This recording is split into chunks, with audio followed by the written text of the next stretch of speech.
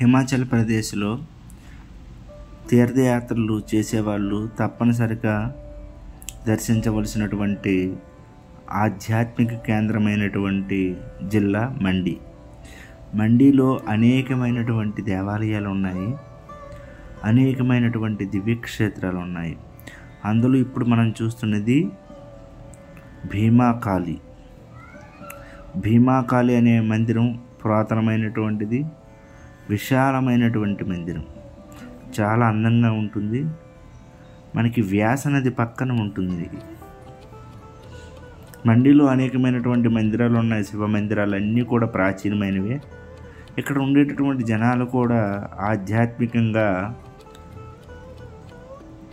ఉన్నతమైనటువంటి స్థితిలో ఉన్నటువంటి వాళ్ళు. ప్రతి ఒక్కరు కూడా ఇక్కడ మోస్ట్లీ స్పిరిచువల్గా ఉంటారు. అటువంటి క్షేత్రంలో, అటువంటి ప్రదేశంలో మనం ఉన్నాము. ఇప్పుడు చూస్తున్నదే భీమాకాళి. ఈ భీమాకాళి మందిరము మండి నుంచి కుల్లు మనాలి వెళ్ళేటటువంటి దారిలో బస్టాండ్ నుంచి ఒక 2.5 కిలోమీటర్ల దూరంలో ఉంటుంది. మనం నడుచుకుంటూ వెళ్ళొచ్చు, లేకపోతే సొంత వెహికల్స్ ద్వారా కూడా వెళ్ళొచ్చు.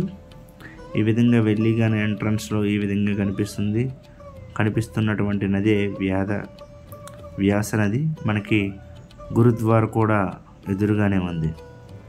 ఈ విధంగా వెళ్ళేటప్పుడు మొదటి ఫ్లోర్ నుండి 2వ ఫ్లోర్కి వెళ్ళేటప్పుడు అక్కడ అమ్మవారు మనకి దర్శనమిస్తారు. మనం చూసిన విధంగా ఈ విధంగా ఒక్కసారి ప్రదక్షిణ చేసి తర్వాత అమ్మవారి యొక్క దర్శనాన్ని మనం తీసుకోగలం.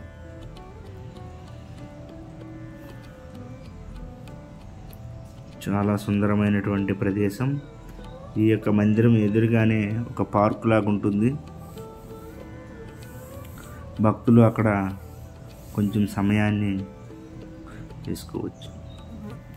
ఇప్పుడు చూస్తున్నటువంటిదే అమ్మవారు చాలా కరుణ హృదయంతో భక్తులని అనుగ్రహించడానికి ఎదురు చూస్తూ ఉన్నారు. భీమాకాళి హిమాచల్ ప్రదేశ్లో అతి ప్రాచీనమైన పవర్ఫుల్ భీమాకాళి మందిరం రాంపూర్ నుండి సహరాన్లో ఉంది. అది శక్తిపీఠగా కూడా భావిస్తూ ఉంటారు లోకల్ వాళ్ళు. ఇది మండిలో ఉండేటటువంటి ఒకానొకమైనటువంటి మందిరం.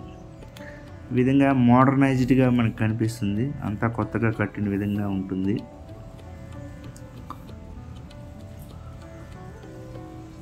చుట్టూరు కూడా కొండలే ఉంటాయి.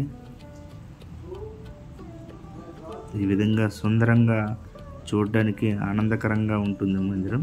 ఎదురుగా పార్క్ ఉంటుంది. ఇంకా మనం ఎవరైతే అశ్వత్థ వృక్షాన్ని పూజించాలనుకుంటారో వాళ్ళు ఈ విధంగా పూజించవచ్చు.